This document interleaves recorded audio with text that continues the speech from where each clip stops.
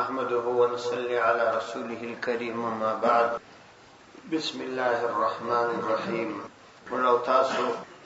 پرون پر دې موضوع باندې خبره کړې و، کله بدعت او سنت سره ګډ شي نو د نجات طریقه یې څه شي او بل دا چې بدعت موږ څنګه پیژندای شو نو د نجات پر طریقه باندې موږ پرون دا خبره وکړه چې دا د احادیث څخه راخستل شوی قاعده ده چې بدعت او سنت سره ګډیږي او کله چې بدعت راشي سنت لمنځه ځي نو په دې ارتباط باندې ډېر احادیث موږ وویل او بیا مو د فقه د کتابو حواله را نقل کړه. نو اوس هغه موارد بیانو چې د هغو په ذریعه موږ کولای شو چې بدعت ژر وپېژنو، یعنی دا اسان راته معلومه شي چې دا کار بدعت دی او دا کار په شریعت کې ثابت نه دی. مخکې ما درته ویلي و د بدعت اسانه تعریف دا دی چې کوم عمل د نبی علیه الصلاة والسلام څخه د صحابه او د تابعین او تبع تابعین نه صراحتا او نه اشاره ثابت وي او ته د دین په نامه او د دین په نیت باندې کوي او د ثواب عقیده باندې لري نو دا بدعت دی. نو د دې لپاره مختلفې طریقې دي. اوله طریقه خو یې دا ده چې هر کله تاسو د کوم شي په ارتباط باندې سودا پیدا شي چې دا شی به بدعت وي او کبنی نو د هغه شی د اصل د فاره د پیغمبر علیه السلام ژوند تولارس د رسول الله صلی الله علیه وسلم په ژوند کې دا مطالعه کړه چې آیا دا کار په شریعت کې د پیغمبر علیه السلام په زمانه کې وکړو، یعنی صحابه کرام دا کار د دین په نیت باندې د ثواب په نیت باندې په دغه ترتیب باندې چې زه کوم او یا وس رواج دی کې دی کنه کې کدی حالت پیدا نه کړي د صحابه کرام ژوند تراس صحابه په ژوند کې وګوره چې هاو کوي کې نه کوي، کدی حالت پیدا نه کړي د تابعین ژوند تراس نو کدی حالت پیدا نه کړي د تبع تابعین ژوند تراس د دې فقها او زمانیت کدی هغه زمانه کې پیدا نه کړي په دې پوسه چې دا اصل نه لري نو کوم ترتیب چې تا ور کړی دی دا ترتیب او دا طریقه ثابته طریقه نه کدی په نیت باندې د ثواب کاوه بدعت دی او که هڅه په اخطار نه فائدہ نشته پکښي. د دې لپاره مخکې احادیث خورا ډیر تیر شو. پیغمبر علیه الصلاۃ والسلام د صحابه کرامو د اتباع خبره کړي او اصل په دې کې دا حدیث دی چې مشکات را نقل کړی دی امام احمد رحمت الله علیه په حواله باندې پیغمبر علیه الصلاۃ والسلام فرمایي الله الله لا تتخذوا اصحابي غرضا من بعد، چې د خدای په خاطر باندې د خدای په خاطر تاسو په دې پوسه لا تتخذوا اصحابي غرضا من بعد، چې زما صحابه زما څخه ورسته هدف مګرځوي هغه خبرې مکوي هغه معیار حق وبولي. فمن احبهم فبحب احبهم، نو څوک چې سره محبت کوي نو زما د محبت په وجه سره محبت کوي. ومن ابغضهم فببغض ابغضهم، او څوک چې د صحابه کرام سره بغض کوي بد ورسوي نو زما د بغض په وجه بد ورسوي، ځکه صحابه کرام خو زما صحابه دي نو که محبت سره کیږي خو هم زما په خاطر او که خلک بد ورسوي نو هم زما په خاطر ورسوي نو ځکه زما د صحابه کرام سره تاسو شو ذکر او فرمای خیر القرون قرنی، تر ټول بهترینه زمانہ د ازما زمانہ ده. ثم الذين يلونهم، بیا د هغه خلکو زمانہ ده چې ما ترا نږدې چې هغه صحابه کرام رضی الله عنهم. خیر القرون قرنی، تر ټول بهترینه زما زمانہ. ثم الذين يلونهم، ثم الذين يلونهم، بیا د هغه خلکو زمانہ چې دوی ترا نږدې، یعنی د پیغمبر علیه السلام زمانہ، صحابه کرام زمانہ، تابعین زمانہ او تبع تابعین زمانہ. د دې څخه وروسته پیغمبر علیه السلام فرمایي ويكثر الكذب، درواغ به ډیر سي، ويفشو الهوا او بدعات و پیدا سي. نو یو مسله خو د پیژندلو اسانه طریقه ده. د دې لپاره علماو څو نوري طریقې هم ښودلې. دومره طریقه د بدعت او د سنت تر مابین د پیژندلو ده چې شریعت یو شی پر خپل پیروانو باندې لازم کړی وي یا مستحب یا سنت بللی وي. شریعت هغه تر یو خاص وخت او تر یو خاص ځای پورې تړلي چې په پلاني وخت کې یا په پلاني ځای کې دغه کار ثواب لري. که تر واړه یا په خپل فکر باندې بل ځای ته، نو دا بدعت ګڼل کېږي. شریعت یو موقع ورته ټاکلې ده، یو وخت ورته ټاکلی دی، تر ولاړېږي بل موقع او بل وخت ورته ټاکي په خپل فکر او اجتهاد، دا بدعت دی. دا دوهم اصل دی. د دې موږ یو مثال وسوایو. مثال مثلا دا دی، شریعت د درود شریف د پاره په لمانځه کې د التحیات څخه وروسته مقام ټاکلی چې سړی به درود شریف د التحیات څخه وروسته وایي. دا شریعت وټاکي او درود تاسو ته معلومه ده چې په لمانځه کې سنت دی، کفات سي لمانځه ته فساد نه رسیږي. خو شریعت دې ځای درته وټاکي چې د التحیات لله د ختمېدو څخه وروسته به ته درود وایي، او دا یې طریقه ده. نو که یو سړی راولاړ سي په خپل رایه او خپل فکر باندې دا وایي چې درود څه بدکار نه دی، د الله تعالی پر پیغمبر درود ویل خو عظیم ثواب لري، نو دا تحیات څخه د مخه درود شروع کی، نو دغه کار دا بدعت دی. دغه د فکر، دغه د اجتهاد، دغه د رایه ولو که ظاهرا شکار معلومیږي، خو شریعت چې کوم موقع او کوم ځای ټاکلی وو د بدل کی، نو دا بدعت دی. چنانچه فقهاو په دې مسله باندې تصریح کړی چې کچیر یو سړی راولاړ سو د تحیات څخه مخکې درود شریف ووایي او اللهم صل علی محمد کلمه یو سره فرقه، یعنی دا جمله پرسول، نو پر دې سړی باندې سجده سهو واجب. دا په هغه صورت کې کې خطا او په هیر باندې وایي، کې قصدن وایي منځ پاسه سجده سهو وکړي. که سجده سهو و نکړله المنځ به د سره راګرځي. تاسو ګوري دا یو ښه عمل دی، دا د باعث ثواب عمل دی، خو شریعت د دې لپاره یو موقع او یو ځای ټاکلی دی، نو پر هغه ځای باندې به ته هغه عمل اجرا کوي. دا یو صورت. دوم صورت د مثال په توګه یو سړی چې د نبی علیه السلام روضه اطهر الته پیغمبر علیه السلام ورغزی مبارکی ته دریږي او السلام علیک ایها النبی ورحمت الله وبرکاته وای، یا السلام علیک یا رسول الله دا وای. نو کچیر یو کس وای چې دا خو درود دی او ثواب لري، نو په داغه الفاظ باندې په کور کې هم ناس په وطن کې ناس په هم درود وای، نو دا غلطه طریقه. ځکه شریعت د دې د پاره خپل محل او مقام ټاکلی دی. تب په خپل فکر او خپل اجتهاد باندې د دې مقام تغییر نه راوړي چې ته خپل فکر او سوچ پکښې وکړې چې دا خو درود دی، دې کې نو څه بدکار دی، که زه هلته وایم که زه دلته وایم. نو دلته هم په دغو الفاظو باندې یو سړی درود وایي او د السلام علیک یا رسول الله کلمه استعمالي، نو په دې طریقه باندې دغسې درود ویل دا بدعت دی. دا به سړی نه وایي، دا د اجتهادي غلطي ده، دا غلطي به دی پرېږدي. چنانچه مشکات کې دوم جلد صفحات 406 یو حدیث را نقل کړي د حضرت سالم ابن عبید رضی الله عنه په مخ کې یو کس ناس، نو کله چې سالم ابن عبید رضی الله عنه وتریچل، نو هغه کس ورته وویل چې السلام علیک، ورته دې سلام، نو ورته ویل والسلام علیک وعلى ابیک وعلى امک،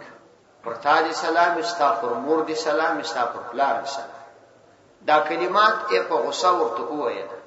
هغه کس په دې باندې لږ خوابدي شو چې ما تا ته دعا وکړل او تا ما ته داسې شدید کلمات ویل، یعنی ولو که دا کلمات خو دعایه کلمات، خو د محل او موقع څخه سړی ته معلومیږي چې په کم انداز باندې ویل کیږي. نو درته ورته خو عامه ده، ما عین هغه کار وکړي کوم کار چې رسول الله صلی الله علیه وسلم کړی. پیغمبر علیه الصلاۃ والسلام په مخ کې چې پیغمبر علیه الصلاۃ والسلام وتری چل یو چا داسې ورته ویل، پیغمبر علیه السلام داسې ورته ویل لکه دا ماته، بلکې بیا ورسته پیغمبر علیه السلام ورته ویل چې دا طریقه نه ده، بلکې چې څوک وتری چې هغه به دا وایي چې الحمدلله، او دوم کس ورته وایي چې يرحمک الله، او دریم ورته وایي چې یغفرک الله یا يرحمکم الله ويصلح بالکم، یا دې ته ورته نور الفاظ احادیثو کې راغلي. نو تا د پیغمبر علیه السلام ترتیب ته تغییر ورکړي، نو ته په دې خوا مبده و داستا غلطی. دا دوم صورت شو که یو سړی دغه محل او موقع بدل کی دا غلطی شي. دریم مثال موږ داسې ویلای شو د مثال په توګه اوس اذان دی. شریعت اذان د پنځول منځو د پاره سنت مؤکد ګرځولې، د سهار المنځ د پاره، د ماپښین، د مازګر، د ماښام او د ماخستن. او ځینو روایتو کې د تهجد د پاره هم راغلي دي چې زموږ په مذهب کې نشته. د امام احمد رحمت الله علیه او امام شافعی رحمه الله په مذهب کې شته. د دغه مقامات او سماسه او شریعت په بل یو ځای کې هم اذان او اقامت جائز نه دي ګڼل. نو که یو سړی را ولاړ شي اوس د استسقا په مانځ کې اذان او اقامت شروع کړي لمونځ خودي، او یا د مثال په توګه د جنازې په مانځ کې اذان او اقامت شروع کړي لمونځ خودي، او یا د اخترو په مانځ کې اذان او اقامت شروع کړي، یا د خسوف یا د خسوف مرج ترنځنی ولی یا سپوږمۍ ترنځنی ولی یو سړی اذان او اقامت شروع کړي لمونځ خودي، یا د قرات پکښ ویل کېږي، رکوع وی سجده ځین المنظور ورسته خطبه ویل کېږي. نو دا څه پروا لري؟ نو دا بدعت دی. ځکه شریعت په دې ځای کې دا کار نه دی کړی او ته کوي. شریعت اذان تر خپل خاصو مقاماتو پورې مقرر کړی او ته په نورو مقاماتو کې وایي. نو په همدې ارتباط باندې زموږ فقهاو لیکلي چې پر قبر باندې اذان کول یا مړی ته اذان کول دا بدعت دی. چنانچه علامه ابن عابدین رحمت الله علیه د رد المحتار مصنف هغه د بحر الرائق د حاشیه څخه د خیر رملی په حواله باندې را نقل کړی دي چې بعضی شافعی علماو و دې ته جواز ورکړی دی چې پر مړی باندې د اذان کیږي، لکه څنګه چې د کوچنی په غوږ کې اذان کیږي. د کوچنی په غوږ کې اذان شریعت جایز کړی دی، نو د مړی د پاره دیم کیږي. او دلیل ادا ویلی دی چې د کوچنی د پاره اذان ځکه کیږي چې شیطان ورڅخه ولاړ شي. ځکه حدیث کې راځي چې اذان شروع شي شیطان زغلی، نو د دې مړی څه بم زغلی. ګوره دا د دې قیاس دی. دا ځینې خلک قیاسونه کوي، وای التم دا دلیل دی دلتم دا دلیل دی. دا قیاس خو د مجتهد کار دی، دا خو د اچا کارونه نه دی. نو علامه ابن حجر رحمت الله علیه چې د شوافع کلی عالم دی، د امام بخاری رحمه الله د بخاری شارح او تقریبا د علمیت په ارتباط باندې د ټولې دنیا د علماو اتفاق چې حافظ الدنیا د دنیا تر ټولو لوی حافظ د حدیث په ارتباط، یعنی د په زمانه کې ډېر ښه حافظ الله تعالی ورکړي. نو هغه پر دې ډېر ټینګ رات کړی دی. هغه وای دا بدعت دی، دا هیڅ اصل نه لري. نو یو وجه پیدا د مړی د شیطان څخه خلاص دی، او بل دا د ځانه طریقه ده. چنانچه رد المحتار په اول جلد صفحه 315 کې او ابن حجر رحمه الله په شرح د عباب کې په جلد 2 صفحه 215 او دا غرنګ په خپل فتاوا کې تفصیلی د دې خبري رد کړی چې دا صحیح کار نه دی. دا د کتاب دی فتاوا یې دا جلد 2 صفحه 215 چې دا بدعت دی، د دې هیڅ اصل نشته. نو دا د شریعت دا ځای نور ته ټاکلی، دوی دا ځای ورته انتخاب کړي، ولو که ظاهرا خدا نو شکار دی بدی کې نو څه بدی ده، نو خو شریعت نه دی ټاکلی ته نه ټاکي. دا څلورم صورت. پنځم مثال د دې د پاره موږ دا وایو شریعت ستاده پاره روبر دا په یو خاص وخت کې سنت یا مستحب بللی. مصافحه په دواړو لاسو روبر کول یا معانقه د غیږ روبر کول، دا هغه وخت د چې ستا ملګری غائب سي یا یو مسافر د سفر راشي یا کم از کم په مابین کې ورځ یا نیمه ورځ تیر شوی، نو تا و دې سره مخامخ سي بار روبر سره وکي لاس پراس کې ورکړي. نو دا مصافحه سنت عمل پیغمبر علی السلام کړی، په پیغمبر علی السلام په خپل عمل وخت او طریقه شو دی. نو اوس که یو سړی فرمانځه باندې ناس په سلام وګرځول سي بس سره ولاړ سره وبړونه سره شروع کی، نو دا د ثواب په نیت دا بدعت، ځکه چې تا دې د لپاره وخت د ځانه مقرر او په نیت د ثواب هم کوي. چنانچه محدثین او فقها پر دې باندې تفصیلی رد را نقل کړي چې په بعضی علاقو کې ځینې د مازګر د لمانځه ورسته او ځینې د سحر د لمانځه ورسته وبړونه کوي، او ځینې بیا د اخترو د لمانځه ورسته وبړونه کوي، او په مسجد کې سره ناس په ماښام او سحر سره ویني نو د دوی د فار دغه وګړونه چې په نیت د ثواب کې بدعت دي هیڅ اصل نه لري. په دې ارتباط باندې شیخ عبدالحق محدث دهلوی رحمت الله علیه دا تقریبا د اوس څخه 400 کال مخکې وفات شوی او تقریبا د هند د ډیرو لوی علماو څخه دي. د شاه ولی الله محدث دهلوی څخه لا هم مخکې زمانه کې تیر شوی او د په زمانه کې تقریبا لس پاچاهان پر لپسې تیر شوی. ډیر لوی اوږد عمر الله تعالی ورکړي او زیات کتابونه لیکلي. هغه په خپل کتاب کې چې د مشکات شریف شرح یې لیکلی ده په هغه کې چې دا اشعه اللمعات هم دي د شرح او لمعات هم دي. په هغه کې په باب المصافحه کې لیکي په فارسی باندې دا شرح آن که بعضی مردم مصافحه میکنند بعد از نماز یا بعد از جمعه چیزی نیست بدعت است از جهت تخصیص وقت. وای دا چې ځینې خلک د لمانځه څخه وروسته مصافحه سره کوي یا و د جمعې د لمانځه وروسته وای دا هیڅ اصل نه لري بدعت دی از جهت تخصیص وقت. فوجد دې چې تا د روبر د فار دغه وخت خاص دی. ها کچېری مثلا یو کس د سفر راغلی په لمانځه کې ستا سره یو ځای شو بیا د وروسته روبر وکړي اخ پروا نه لري. یا د جمعې په ورځ باندې ته د یوې هفتې د پاره چې د یو چا سره نه لیدلی بیا روبر وکړي اخ پروا نه لري. کدلته چې د جمعې په ورځ ځینې کسان روبر کوي د لمانځه وروسته په موږ هغه په ټوله هفته کې نه سره لیدلی دا روبر په دې نیت باندې کوي اخ پروا نه لري. هغه کسان چې روزانه ویني هغه باید روبر ونه کړي او ضرورت هم نه وي ولې هر وخت کولای شي دغه وخت باید ورته خاص نشي. علامه علی قاری رحمت الله علیه په شرح د مشکات کې د حمدی مصافحه په ارتباط لیکي ولهذا صرح بعض علمائنا وای د حمدی وجه تصریح کړي د زموږ بعض علماو انها مکروهه چې دغه روبر او مصافحه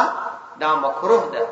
وحين اذن فدغه وخت کې چې تا وخت ورته وټاکي انها من البدع المذمومه د ډیرو بد بدعاتو څخه. حاشیه مشکات جلد وهم صفحه 401. علامه ابن عابدین شامی صاحب د رد المحتار چې د زموږ د مذهب معتبره فتاوا ده په هغه کې لیکي وقد شرح بعض علمائنا وغيرهم زموږ ځین علما او نور علما تصریح کړي د بکراهه المصافحه د روبر په مکروهوالي باندې المعتاده چې عادت دي عقب الصلوات د المنظور چې کوم خلک مصافحه کوي دا مکروه عمل دی دا ثابت نه دی. مع ان المصافحه سنه سره د دې چې مصافحه کول سنت وما ذلك ودغه د روبر او مصافحه وای نه ده مکروه الا لكونها لم تؤثر في خصوص هذا الموضوع. وجب همداوی د مکروهوالي او د بدعت کې دلو چې په دغه خاص موقع کې شریعت نه ټاکلې او ته ټاکي. رد المحتار جلد وهم صفحه 215. دا یو اصل موږ هغه بیان کوي بیا مو دوهم اصل بیان کوي او دریم اصل مو دا بیان کوي. څلورم اصل دا دی چې شریعت یو شی مطلق شودلې وخت مخته نه دی ورته ټاکل هر وخت هغه کار کوي ته په وخت پورې مقید کې خاص په یو وخت کې شریعت هغه کار مطلق ټاکلی دی ورځ نه دی ورته ټاکلې هفته نه دی ورته ټاکلې او ته د هغه د فار وخت او ورځ ټاکې نو دا کارم بدعت. لکه شریعت چې یو شی مقید ټاکلی ته مطلق کې هر وخت کې سینه دی نو داسې که شریعت یو شی مطلق ټاکلی او قید مې دی نو سره یشي او تقید سره یشي. د مثال په توګه شریعت مشتددی اجازه ترا کړی دی چې تاسو د قبرونو زیارت کوئ. پیغمبر علیه السلام فرمایي كنت نهیتکم عن زیارت القبور ما تاسو د قبرونو د زیارت ته منع کول است فزوروها اوس د قبرونو زیارت ته ځئ فانها تذکر الاخره ذکر د قبرونو سړی ته آخرت وريادي. وذاسي حدیث دی پیغمبر علیه السلام خپل ټول امت ته د زیارت کولو اجازه ورکړي چې تاسو زیارت ته تلای شئ. کوس یو سړی را ولاړ شي د دې زیارت لپاره وخت وټاکي مثلا وخت ورته وټاکي چې صرف د جمعې په ورځ به ورځم یا به صرف په چهارشنبه ورځم یا به صرف په پنځشنبه ورځم یا به د مثال په توګه په اختر کې ورځم او د دنیا ته هم دا وی چې په دغه وخت کې بنو زما دعا قبليږي او ثواب برکول کیږي نو دا عمل بدعت ځکه تا د خپل ځان وخت ورته وټاکي شریعت ته مطلق اجازت درکړي نو دا خاص وخت ورته مقررول دا بدعت او جائز نه دي په همدې ارتباط باندې شاه عبد العزيز رحمت الله علیه چې دا محدث دی د هند او تقریبا زموږ د ټول علماو چې په افغانستان پاکستان هند بنگلاديش کې څومره علما دي د ټول د حدیث سلسله او شاه عبد العزيز رحمه الله تدریج دا د حضرت شاه ولی الله رحمت الله علیه زوی دی هغه په خپل فتاوا عزیزی کې دي کې په دې ارتباط باندې دا خبره ذکر کړي تفصیلی سوال جنې سوي دي او د هغه سوال په جواب کې ورته لیکلي برای زیارت قبور روز معین نمودن بدعت است د قبرونو د زیارت د پاره ورځ تعینول بدعت دي اصل زیارت جائز است اصلی زیارت روا دي وتعین وقت در سلف نبود د وقت تعینول په سلفو کې یعنی صحابو کې نو و این بدعت او دغه بدعت از آن قبیل است که اصلش جائز است وای دغه بدعت دغه بدعات د ډلې څخه دی چې اصل خو یې روا دی چې نفس زیارت کول دي دا خو روا دی دغه وخت تعینول بدعت و خصوصیت وقت بدعت خصوصیت د وقت بدعت مانند مصافحه بعد عصر کې در ملک توران و غیره رائج است وای دا په مثال د هغه روغړونو دی چې ورسته د مازګر د مانځه کیږي در ملک توران د توران ملکی ایو ملک دی و غیره او په نورو ځایو کې رائج است الترواج دی دا د سلسله و روز عرس برای یاد دهانیدن وقت دعا برای میت اگر باشد مضایقه ندار یعنی قبرونو ته سړی ورځي او حالت دعا ورته کوي وای کچيري الته اتفاقا برابر سولې او دعا دې میت ته وکړل خلکو دا ورسته عین کړي او ته داس اتفاقا برابر سولې دا پروا نه لري لکن التزام عین روز لیکن التزام د دغه ورځې کول نیز بدعت است دام بدعت دی از همان قبیل کې گذشت د هغه قبیله څخه چې مخکې خبره درته تیر شو فتاوا عزیزی جلد اول صفحه درونی وي پدې کې دا خبره ښکارا کړل چې تبر نه د خبر د پاره د هغه د ورځې د ټاکلو د پاره چې په پلاني ورځ باندې وفات شوی دی آینده سالګیره کوي او په داغه ورځ دعا ورته کوي او یاد دې د پاره وخت مقرره چې په پلاني ورځ باندې ثواب ستا لکه ومش کې چې ځینې داسې عادتونه ستا چې خبرو د پاره مخاصي ورځې ټاکلي او په خاص ورځو کې هغه ته ورځو په عامه کسانو کې دا عادت دی چې خصوصا قبرونو ته د اخترو په ورځو کې ورتلل ډیر ثواب بول او یا د اختر څخه مخکې یو د مړو شپه او یو د ژوندو شپه مقرره کړي دا په شریعت کې هیڅ اثر نه لري دا څلورم اصل دی چې ما تاسو ته بیان څنور اصول هم دي کتا چې دغه اصول شیاد وساتل